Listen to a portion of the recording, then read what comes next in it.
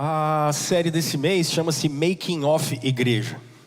Quando você assiste um filme, você normalmente, quando termina o filme, você vê aquilo que a gente antigamente chamava de cenas pós-crédito, não é isso? Aí a gente vê os erros de gravação. E aí quando é um filme de comédia, a gente dá um monte de risada e fala, uau, que legal, os erros de gravação. Por trás daquilo que acontece de uma peça teatral, por trás de um espetáculo, por trás de um grande show, por trás de um grande filme, existem os bastidores. O que acontece lá atrás? E seja um grande show, um grande filme, um grande teatro, uma grande novela, por trás você tem aquilo que a gente chama de making of. Como é que foi para produzir os artistas? Como foi como é que foi o projeto e o preparo das câmeras? Como é que aconteceu aquilo tudo? Como foi a maquiagem? E isso, quando chega para nós, a gente chama isso de making of. Foi feito desligado. Essa que é a ideia. Ninguém estava vendo o que acontece por trás das câmeras para depois poder chegar até a gente. Você sabe que a igreja também é assim, né? Porque quando a gente chega aqui domingo, 10:30 da manhã, ou 6 horas da tarde, tem uma renca de coisa que aconteceu de segunda a sábado que às vezes a gente não tem ideia. Por exemplo, para eu estar aqui agora e o pessoal da música aconteceu um monte de coisa de segunda até ontem. E tem vez da turma vir aqui e ficar até de noite. E domingo tem gente que chega aqui muito cedo. Segunda-feira tem gente aqui cedinho. E aí tudo é limpo, tudo é arrumado. Tem coisa que funciona a semana toda. Você que vem aqui vê a gente todo dia, durante o dia inteiro tem pessoas aqui. Porque às vezes a gente acha que só funciona domingo. Mas não, às vezes eu estou saindo daqui 6 horas, está chegando um outro grupo. Eu chego 1 hora, já tem gente aqui. E o dia todo tem coisa acontecendo, todos os dias praticamente. Ou quando essas coisas não são aqui no templo, elas acontecem de maneira hoje muito mais online ou fora daqui. Às vezes a sociedade das senhoras estão visitando alguém, ou fazendo algum tipo de transmissão, ou fazendo alguma reunião, ou o pessoal da música está fazendo alguma reunião, alguma coisa. A gente sempre está em movimento, ou algum dos pastores está visitando a casa de alguém, ou os presbíteros, ou os diáconos. A gente sempre está fazendo algo, ou estamos ajudando alguma casa de recuperação, ou pessoas. O que a gente pode dizer é o seguinte: quando as luzes daqui se apagarem, meio-dia, meio-dinhos quebrado, a missão da igreja continua. E esse mês a gente quer conversar com vocês exatamente sobre isso. Sobre coisas que acontecem às vezes nos bastidores e que ninguém viu, e que ninguém sabe. E nós vamos tratar de coisas desde a nossa espiritualidade, como é o caso de hoje como comunidade, até coisas muito práticas. Por isso o convite dessa série é para a gente conversar sobre as 7 igrejas do Apocalipse. É por isso que eu pedi para você abrir em Apocalipse capítulo 2. E hoje nós vamos conversar sobre a primeira dessas igrejas, que é a igreja de Éfeso. E aí nós vamos durante 7 semanas estudar as igrejas do Apocalipse, capítulo 2 e capítulo 3. E nós vamos nos perguntar o seguinte: o que é que uma comunidade de 44 anos pode aprender com essas 7 igrejas? O que é que a gente pode aprender na dinâmica da nossa vida comunitária, na dinâmica da nossa vida como igreja, com essas 7 igrejas?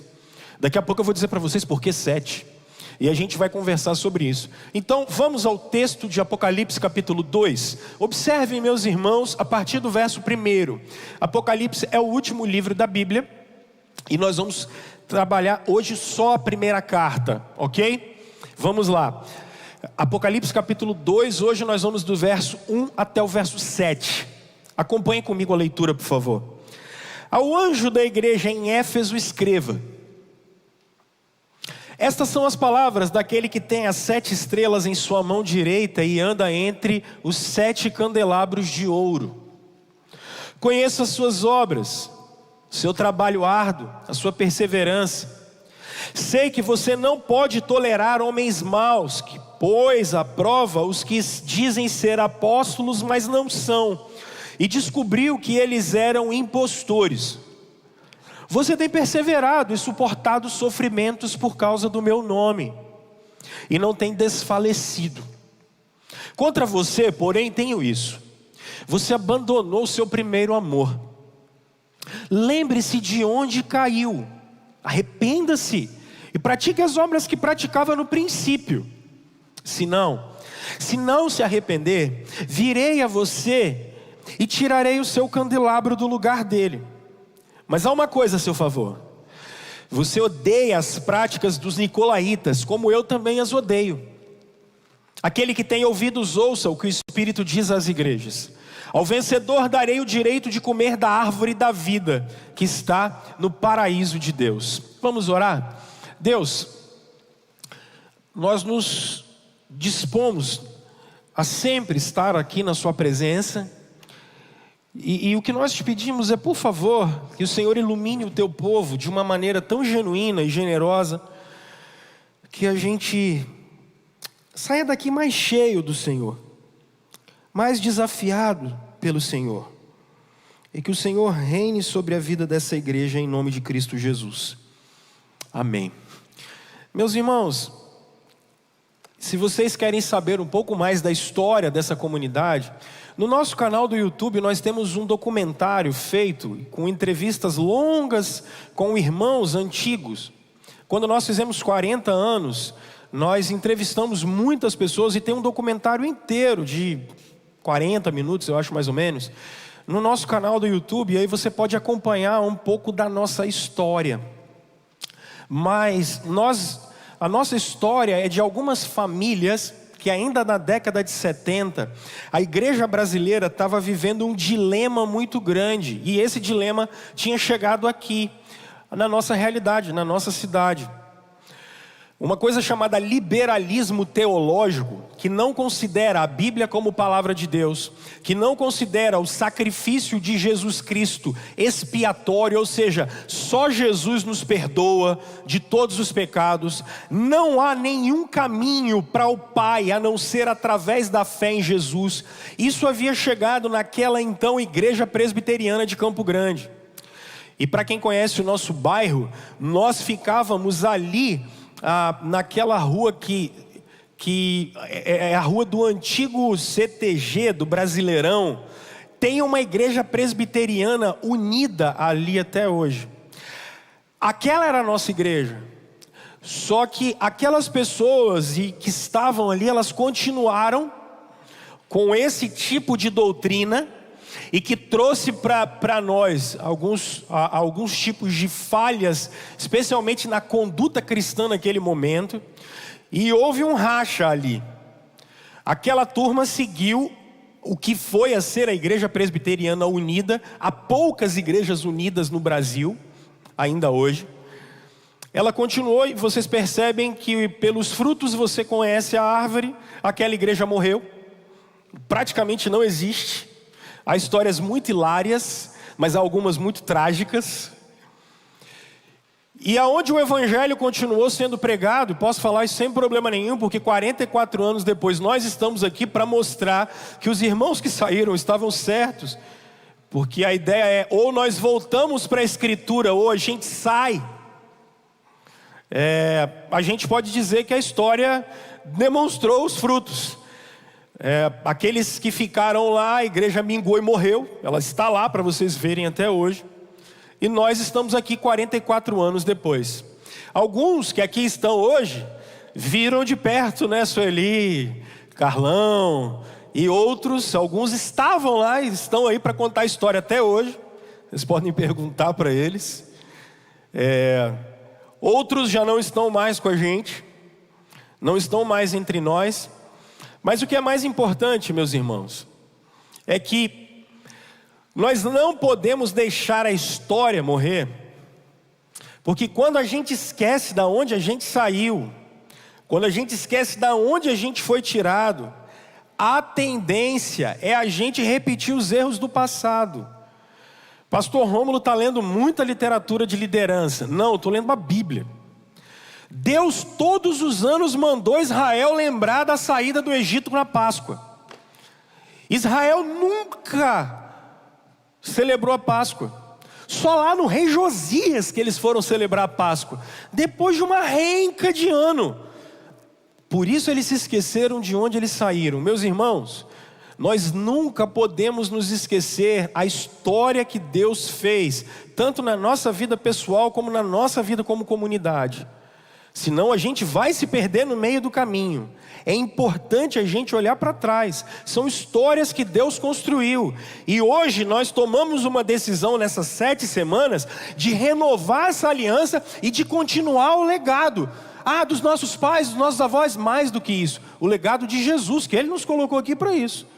Hoje eu estou aqui como pastor, amanhã espero também estar. Mas se um dia não estiver, que o legado de Jesus, da plantação de igreja, do envio de missionários, da gente continuar nesse processo de relacionamento, que vai gerando discípulos de Jesus, que isso queime no nosso coração. Então, o nosso objetivo aqui é esse. E hoje o nosso tema é exatamente quando o amor se esfria. Porque está diante de vocês a igreja de Éfeso. E para que você fale assim, Rômulo, igreja de Éfeso? Nós vamos colocar na tela um negócio muito legal para você poder ver, e você que está em casa também poder ver. Percebe uma coisa muito legal quando a gente fala para vocês da igreja de Éfeso. Percebam que são 7 igrejas, e algumas dúvidas você vai ter. Então, a primeira dúvida que a gente precisa tirar de vocês é olha para a sua Bíblia, por favor, que está no capítulo 1, verso 20. E essa dúvida é a seguinte: esse é o mistério das 7 estrelas que você viu em minha mão direita e dos 7 candelabros. As 7 estrelas são os anjos das 7 igrejas, e os 7 candelabros são as 7 igrejas.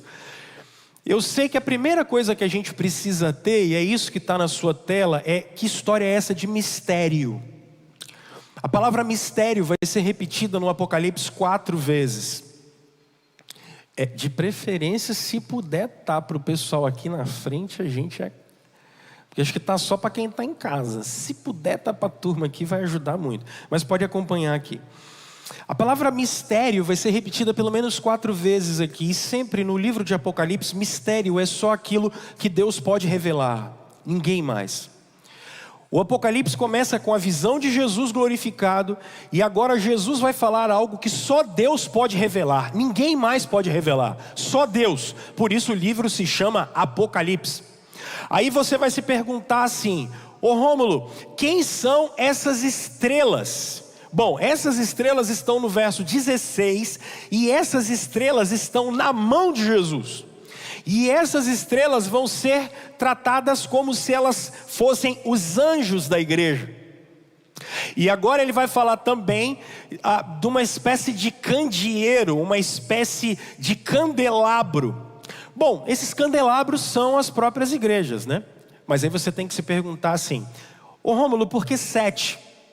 Gente, por uma razão muito simples. Na antiguidade e na cultura judaica, o número 7 é o número da completude. O que é que o texto bíblico está querendo dizer quando ele abre o Apocalipse? Essas 7 igrejas, na verdade, nada mais são do que a ideia de que todas as igrejas podem ser representadas aqui.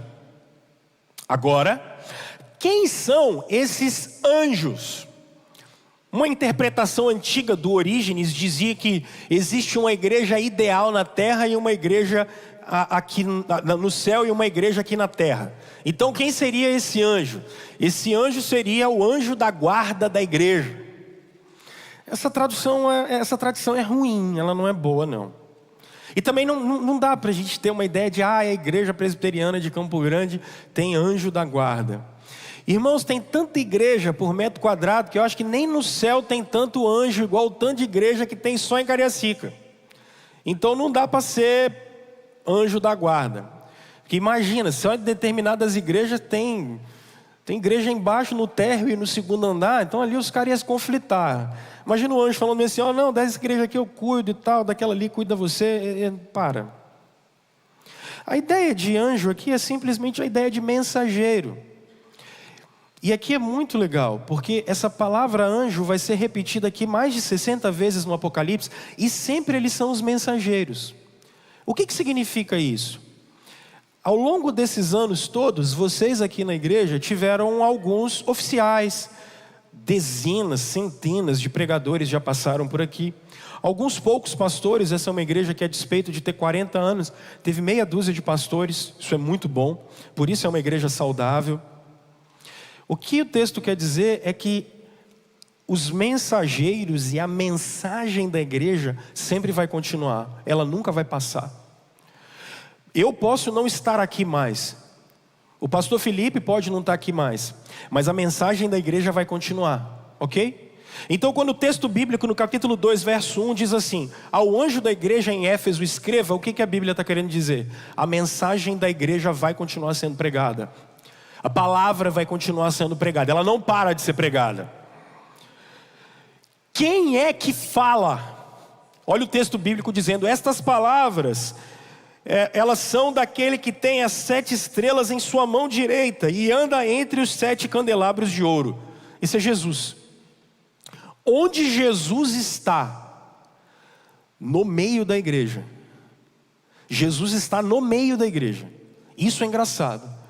Agora, olha o que é que Jesus faz no meio da igreja. E aqui é importante: ele não faz só domingo, na hora do culto. Ele não faz só na hora da escola bíblica. Ele não faz só no chá da SAF. Ele não faz na hora do ensaio do louvor.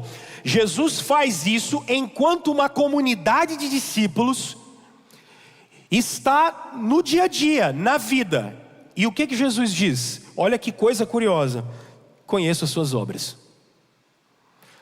Jesus olha para mim e para você e diz assim: eu te conheço, eu te conheço, eu sei quem você é, eu sei quem você é, eu sei quem você é, eu conheço cada um de vocês.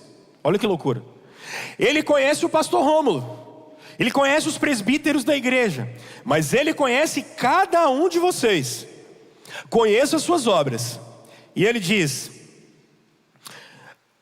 o seu trabalho é árduo, e a sua perseverança e ele conhece a sua perseverança. Eu sei que você não pode tolerar homens maus, que pôs à prova os que dizem ser apóstolos, mas não são, e descobriu que eles eram impostores. Jesus sabe que a igreja de Éfeso é uma igreja séria. Agora ele sabe, no verso 3, que a igreja de Éfeso sofre perseguição. Olha que coisa curiosa. E ele sabe que eles não estão desfalecendo. Mas olha que coisa curiosa. Jesus tanto sabe que ele diz assim: contra você, verso 4. Contra a igreja de Campo Grande, mas contra cada um de nós. Jesus diz assim: vocês abandonaram o primeiro amor. Aí ele vai dizer: enquanto é tempo, se arrependam. Enquanto ainda é tempo, se arrependam. Ó, apareceu. Enquanto ainda é tempo, vocês têm tempo de se arrepender.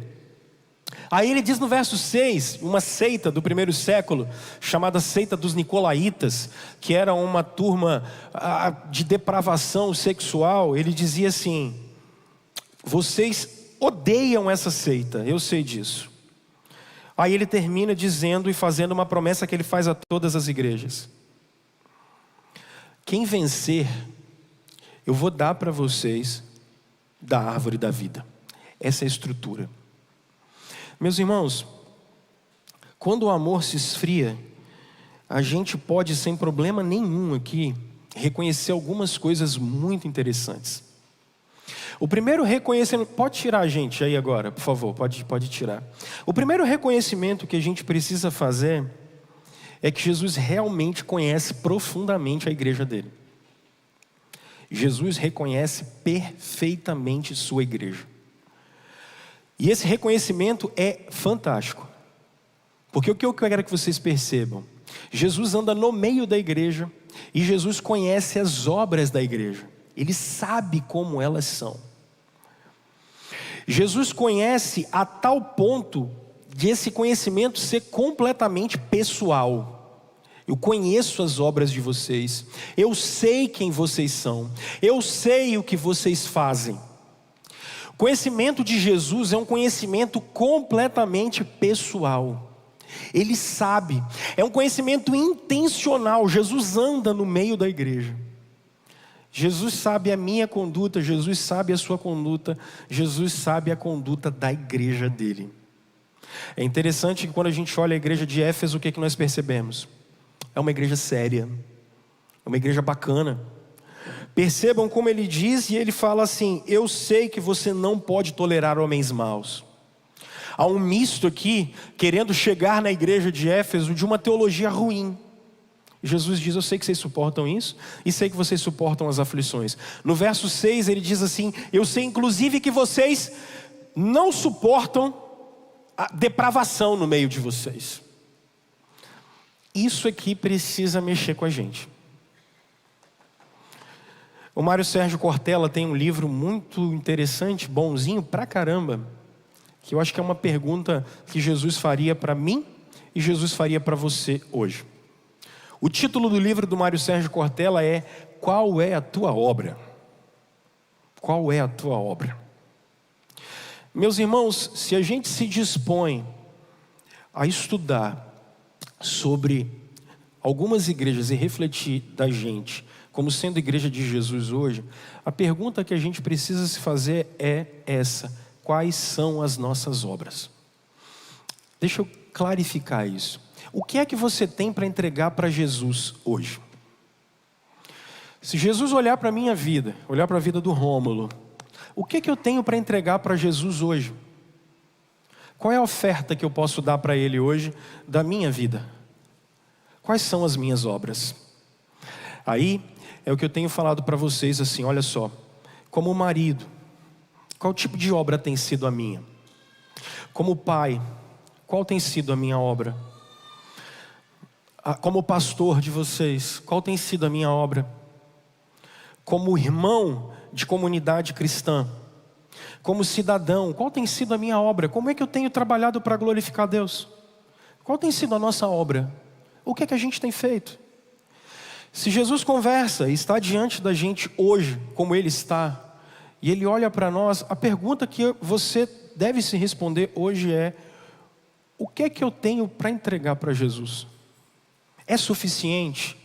Aí você pode dizer, teologizar, falar assim: ah não, nunca vai ser suficiente. Tá, não é disso que eu estou falando. O que eu estou querendo dizer para vocês é uma igreja que vai ser chamada atenção. Mas eu acho que se a gente pensar bem, nós precisamos entender que Jesus está diante de nós, nos vendo. Então, meus irmãos, deixa eu ir mais fundo e ser mais intencional. Do que é que você precisa se arrepender? Do que é que você precisa se arrepender?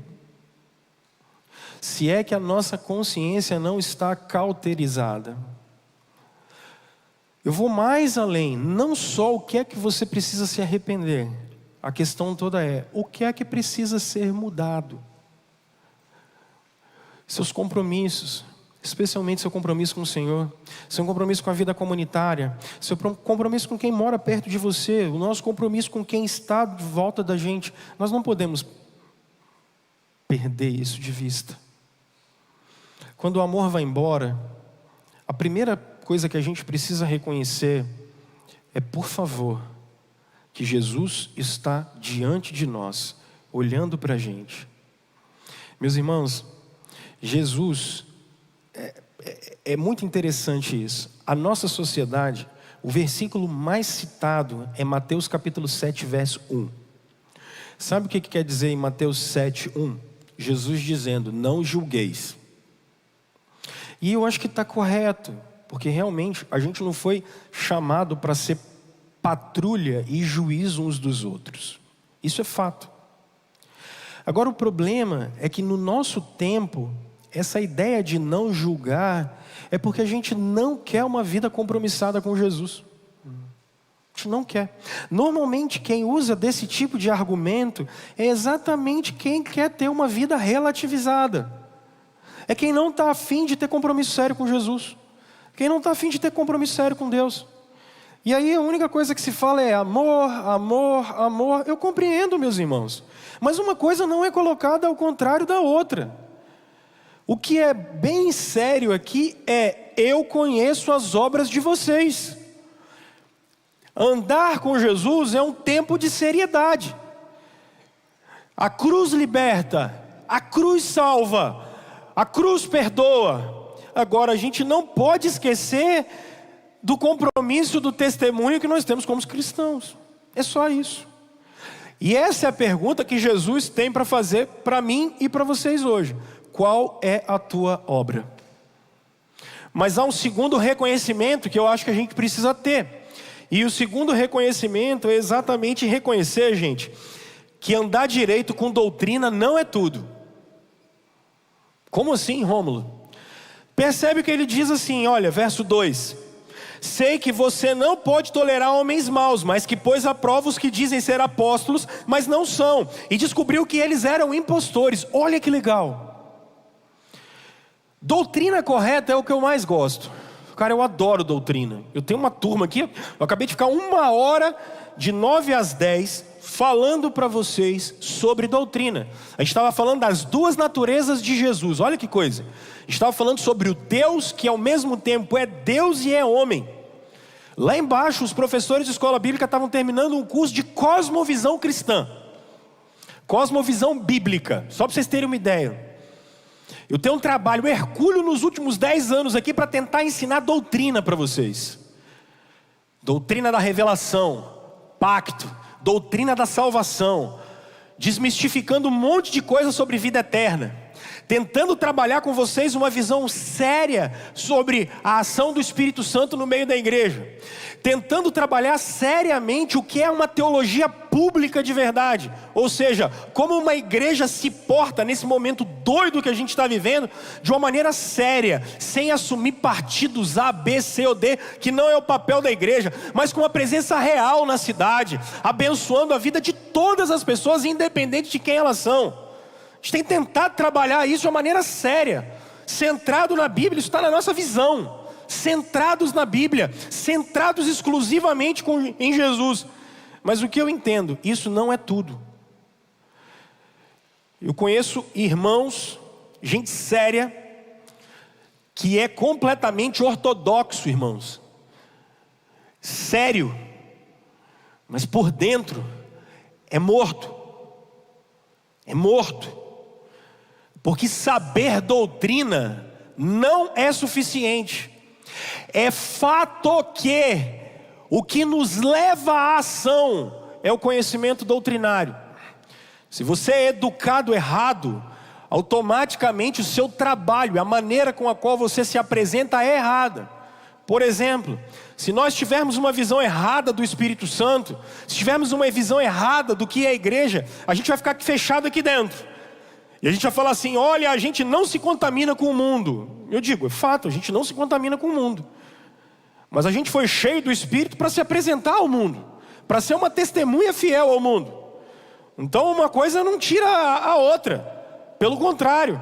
Agora o que eu quero que vocês entendam é, saber doutrina é básico? É, mas não é tudo. É básico. Antes da gente sair para essa pandemia maluca, a gente tinha voltado para as nossas crianças voltarem a estudar o catecismo menor. Olha que legal.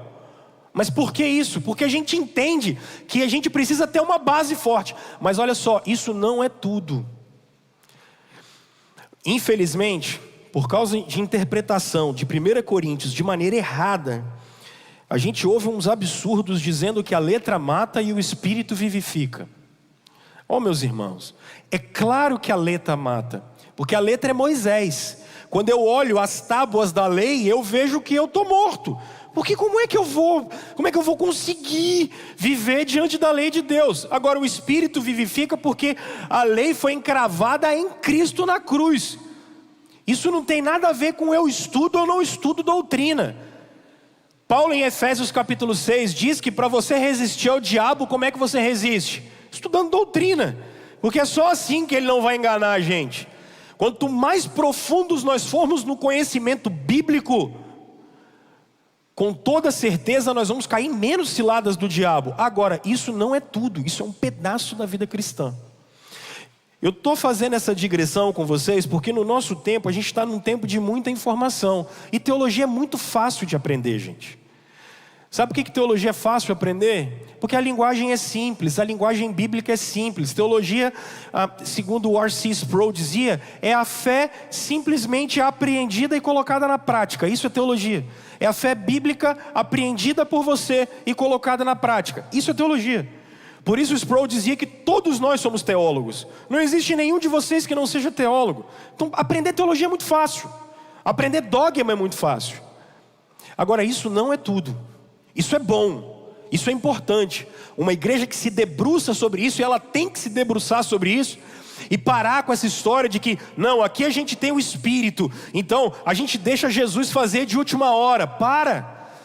Jesus é organizado, Jesus fez o mundo de maneira organizada, Jesus tem 7 dias na semana de 24 horas, Jesus é organizadinho. Jesus gosta das coisas assim, mas isso não é tudo. E aí vocês percebam que um outro reconhecimento que a gente precisa ter é que fidelidade não é tudo. Aí eu sei que você vai se assustar, mas não sou eu que estou dizendo isso. Isso é Jesus que está dizendo. Olha o verso 3. É importante, mas não é tudo. Percebam, vocês têm perseverado e suportado sofrimentos por causa do meu nome, e vocês não têm desfalecido. No meio da perseguição do império, e aqui, essa perseguição é a perseguição do reinado de Domiciano, em que cristãos eram perseguidos. Esses caras, mesmo no meio da perseguição, eles são fiéis. Olha que coisa. Mas isso também não é tudo. Isso é um pedaço da vida cristã. Doutrina, presença de Jesus e fidelidade são coisas importantes, mas não é tudo. Irmãos, sejam fiéis a Jesus. Mas qual é o problema da gente se ensimesmar e falar assim, somos fiéis? Sabe qual é o problema disso? A gente achar que a fidelidade depende da gente. Olha, daqui para você se tornar um legalista é daqui para ali. Fidelidade não é tudo, é importante, mas não é tudo. Agora vamos ao coração do texto. Olha o que Jesus diz. Vocês estudam doutrina, vocês são fiéis. Olha o verso 6.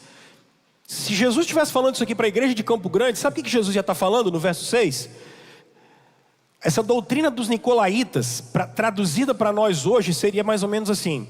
Gente, nenhum de vocês faz sexo fora do casamento. Nenhum de vocês vê pornografia na internet. Nenhum de vocês passa vídeo pornográfico para os outros. Nenhum de vocês fica a madrugada toda vendo pornografia ou conversando com o chat com quem você não devia de madrugada, enquanto sua mulher está dormindo ou quando seu marido está dormindo. Se fosse no nosso tempo, isso aqui é aceita dos nicolaítas do primeiro século. E a igreja de Éfeso não compactua com isso, ok? Eles não compactuam com isso, eles são sérios na doutrina e no comportamento. Só tem uma coisa que a igreja de Éfeso não faz. Olha o que ele diz no verso 4. Você abandonou o seu primeiro amor. Olha que coisa doida. Irmãos, fidelidade não é tudo, ortodoxia doutrinária não é tudo. Porque isso tudo precisa necessariamente ter o amor de Jesus de volta. E é aqui que eu vou gastar o resto da minha análise do texto com vocês. Irmãos, o que é esse amor que foi colocado de fora? Esse amor não é serviço. Esse amor não é serviço. Esse amor não é diaconia. Não é sobre isso que esse texto está falando. Esse texto está falando, em primeiro lugar, de um amor que é intensidade de relacionamento. Isso é primeiro amor, intensidade de relacionamento.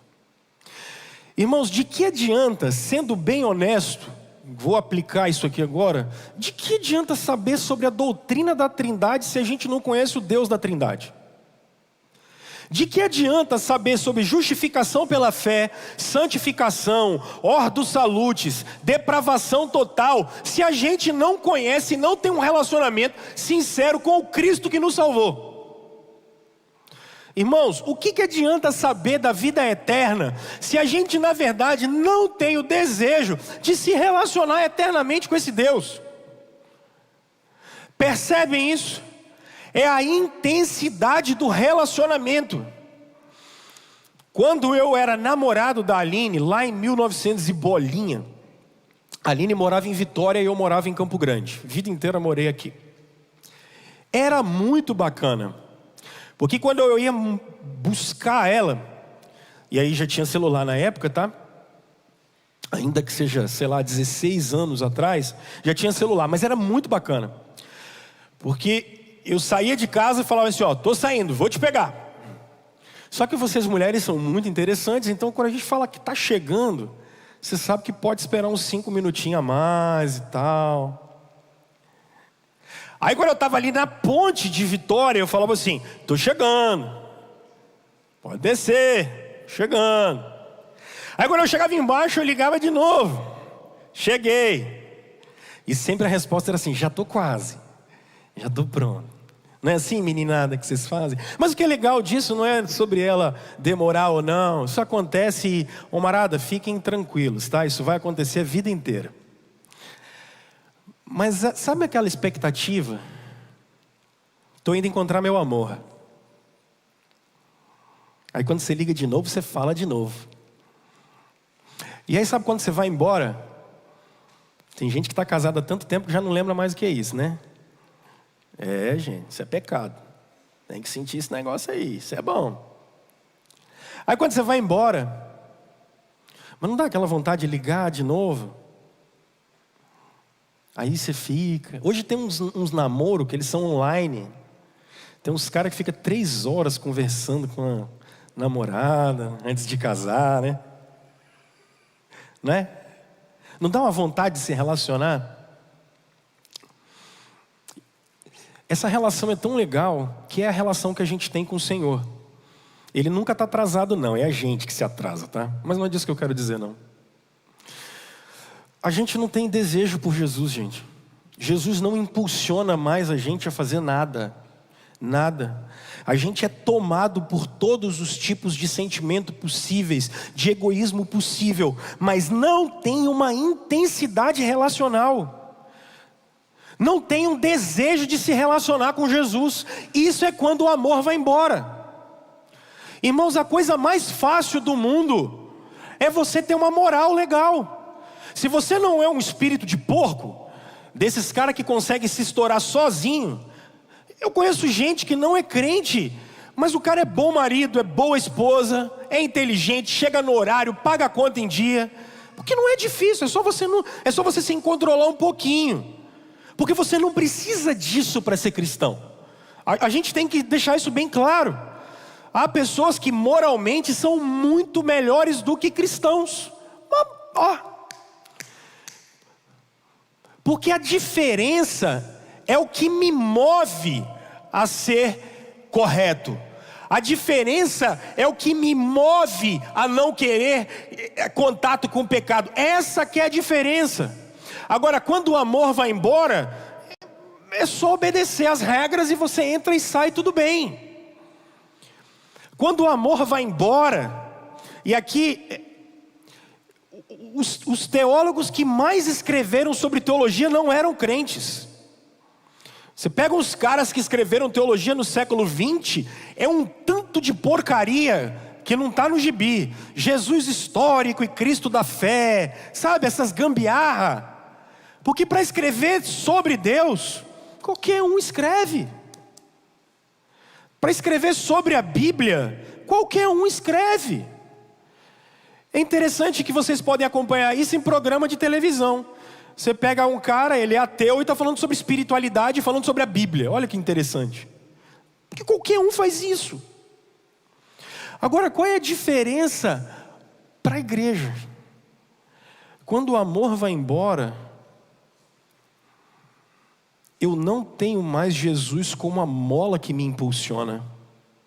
Eu não tenho mais Jesus como aquele que me empurra. E aqui, irmãos, eu queria convidar vocês a uma reflexão profunda, profunda, profunda. Por favor. Você lembra de como foi o seu novo nascimento? Para você que está na igreja, para você que não está. Ou para você que está na igreja há muito tempo, desculpa, e você que está há pouco tempo. Você lembra desse período? Você lembra dos votos que você fez com o Senhor? Você lembra que Jesus Cristo é que te impulsionou? Ou talvez, e para mim esse é o pior grupo, alguns de vocês que estão tão acostumados com a dinâmica religiosa, que nunca tiveram uma experiência genuína de arrependimento, de confissão de pecados, de entender a suficiência de Jesus. Isso para mim é o mais difícil. E alguns que estão acostumados com a dinâmica religiosa correm esse risco, porque se acostumaram tanto ao, abre aspas e fecha aspas, sagrado, que não conseguem perceber que o que deveria nos motivar, nos guiar, nos impulsionar é Jesus. E o que o texto bíblico está dizendo para nós, quando o amor vai embora, é quando a gente não tem essa perspectiva mais. Jesus não é mais o centro da igreja. O centro pode ser relacionamento. Olha como é bom. O centro pode ser fazer caridade. Sabe o que acontece? Se você tirar aqui uma semana e ir lá construir a casa para aquele pessoal lá, no final da semana, sabe como é que você vai se sentir? Bem. Você fala assim, eu sou útil, eu ajudei alguém. Olha que coisa legal, a gente se sente útil. Pode ser caridade. Pode ser essa ideia de relação que a gente tem de pessoas. Isso é bom. As minhas filhas vão para a casa de vocês, vocês mandam os seus filhos para a minha casa. Isso é bom, isso é legal, isso é divertido. É bom ter uma rotina na vida. Sabe, é bom acordar domingo de manhã e saber. Antigamente era assim, mas alguns ainda fazem isso. Não sei se com vocês fizer isso, você me fala que eu tenho que botar a mão na sua cabeça, porque tem demônio aí.